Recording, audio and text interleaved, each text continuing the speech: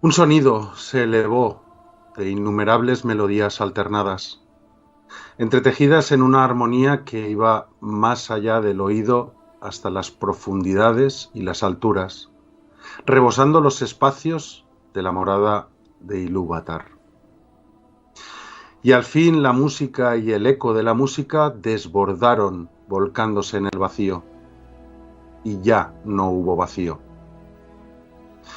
Nunca desde entonces hicieron los Ainur una música como esta, aunque se ha dicho que los coros de los Ainur y los hijos de Ilúvatar harán ante él una música todavía más grande después del fin de los días.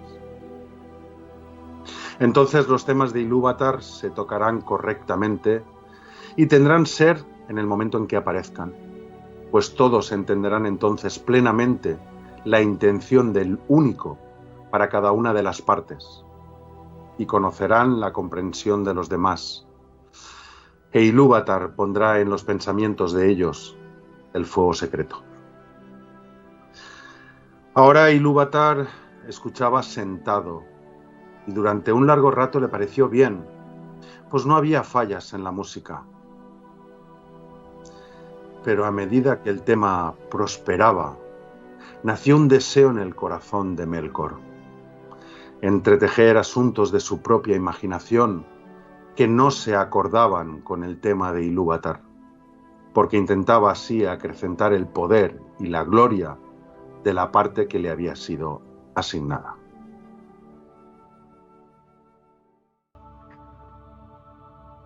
Se dice que al principio los enanos fueron hechos por Aule en la oscuridad de la Tierra Media, porque tanto deseaba Aule la llegada de los hijos, tener discípulos a quienes enseñarles su ciencia y artesanía, que no estuvo dispuesto a guardar el cumplimiento de los designios de Ilúvatar.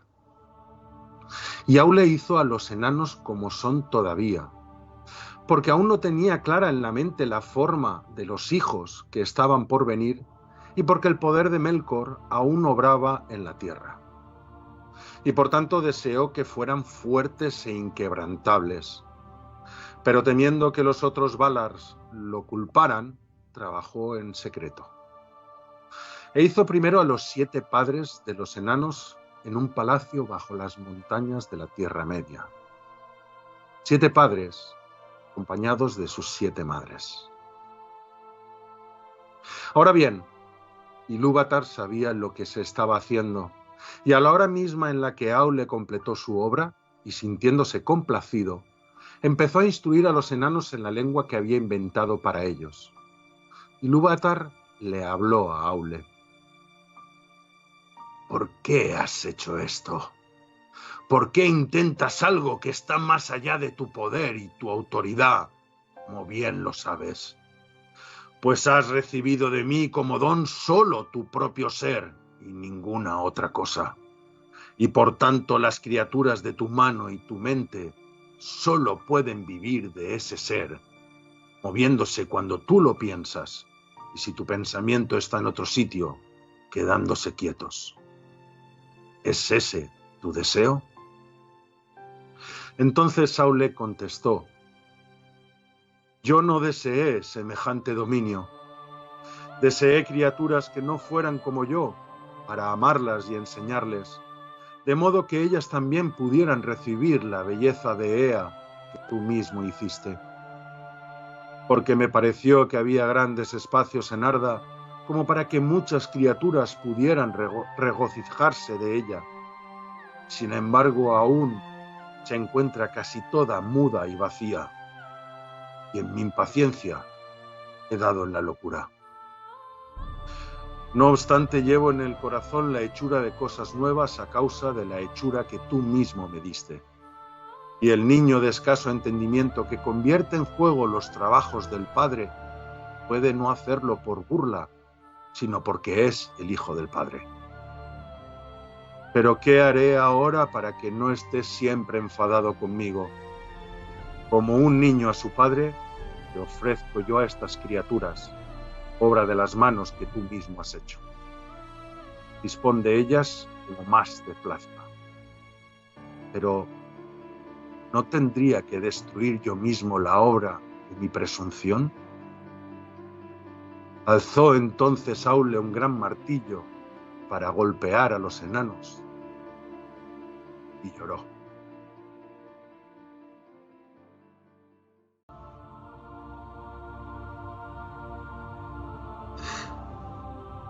Los Valar estaban ahora en paz detrás de sus montañas, y habiendo dado luz a la Tierra Media, la desatendieron durante mucho tiempo, y el señorío de Morgoth no era discutido, excepto por el valor de los Noldor.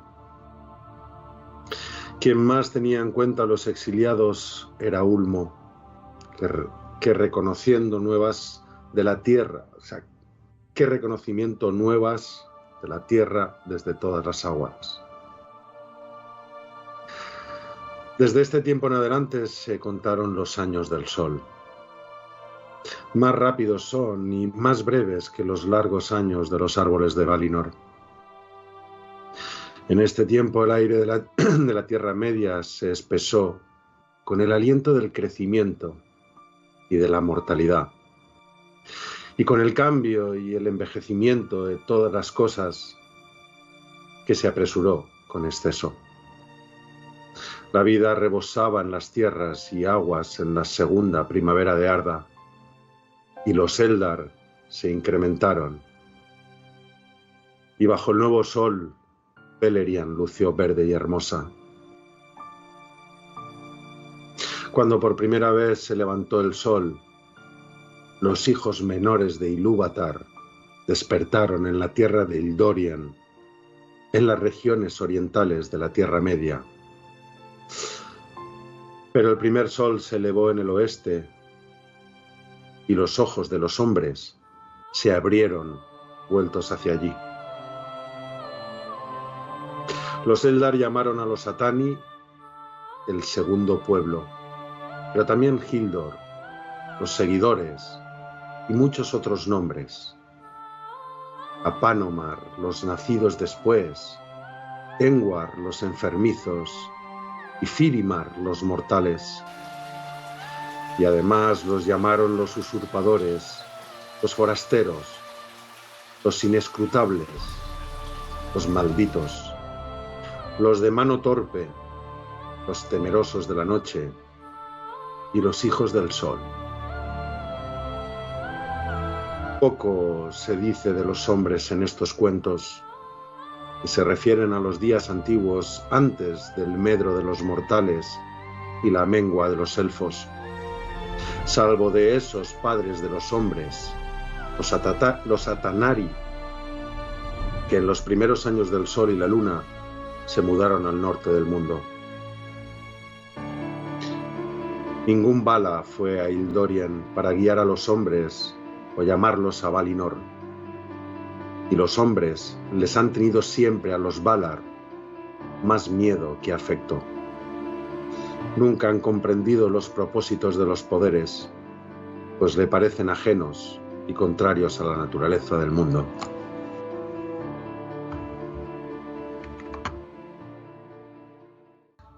Ahora bien, en su corazón era a los Eldar a quien más odiaba Melkor, tanto porque eran hermosos y felices, como porque en ellos veía la causa de la elevación de los Valar y la de su propia caída. Por ese motivo, tanto más fingía amarlos y buscaba la amistad de los Eldar, y les ofrecía el servicio de su ciencia y de su trabajo en toda gran empresa que ellos emprendiesen. Los Vanyar, por cierto, sospechaban de él, pues habitaban a la luz de los árboles y eran dichosos. Y Melkor ponía poca atención a los Teleri, pues los consideraba de escaso valor, instrumentos en exceso débiles para sus designios. Pero los Noldor se complacían en el conocimiento oculto que podía revelarles, y algunos escuchaban palabras que mejor les hubiera valido no haber oído nunca. Melkor en verdad declaró después que Fëanor había aprendido mucho de él en secreto y que él lo había instruido en la más grande de todas sus obras. Pero mentía por envidia y codicia, pues ninguno de los Eldalie odió nunca tanto a Melkor como Fëanor, hijo de Finwë, quien por primera vez le dio el nombre de Morgoth. Y aunque atrapado en las redes de la malicia de Melkor contra los Valar, no habló con él, ni buscó su consejo, porque solo el fuego de su propio corazón impulsaba a Fëanor, que trabajaba siempre deprisa y solo. Y nunca necesitó la ayuda ni buscó el consejo de nadie que habitara en Amán, fuera grande o pequeño, excepto solo y por corto tiempo los de su esposa, Nerdanel, la sabia. Entonces Aule tomó a los 7 padres de los enanos y los puso a descansar en sitios distintos y apartados. Regresó a Valinor y esperó mientras los largos años se prolongaban. Como habrían de aparecer en los días del poder de Melkor, Aule hizo a los enanos fuertes y resistentes.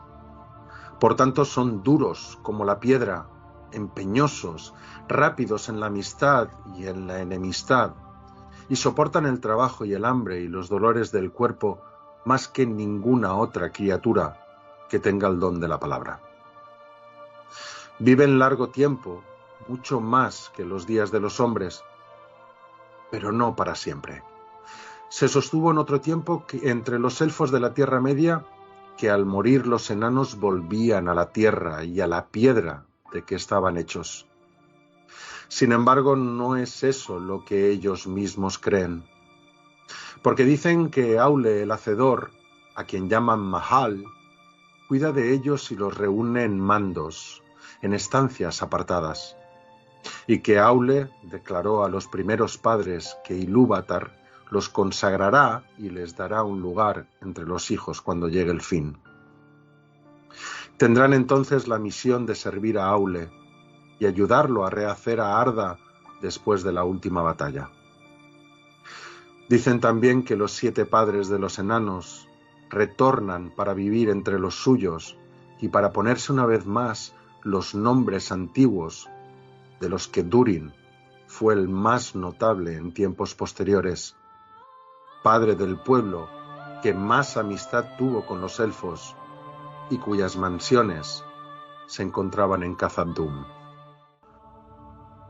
Durante la gran batalla y los tumultos de la caída de Thangorodrim, hubo en la tierra fuertes convulsiones, y Beleriand quedó quebrantada y yerma. Y en el norte y en el oeste muchas tierras se hundieron bajo las aguas del gran mar. En el este, en Osirian, los muros de Erel Luin se quebraron, y una gran hendedura se abrió hacia el sur, y el mar penetró y formó un golfo. Sobre ese golfo se precipitaba el río Lun por un nuevo curso, y por tanto se lo llamó el Golfo de Lun. Tiempo atrás ese país había sido llamado Lindon por los Noldor, y este nombre tuvo en adelante. Muchos de los Eldar vivían allí todavía, demorándose, sin deseos de abandonar Beleriand, donde durante tanto tiempo habían luchado y trabajado. Gil-galad, hijo de Fingon, era el rey, y con él estaba Elrond, el medio elfo, hijo de Aerendil el marinero y hermano de Elros, primer rey de Númenor. En las costas del Golfo de Lun, los elfos construyeron puertos y los llamaron Mithlond, y eran muy protegidos, y allí había muchos barcos.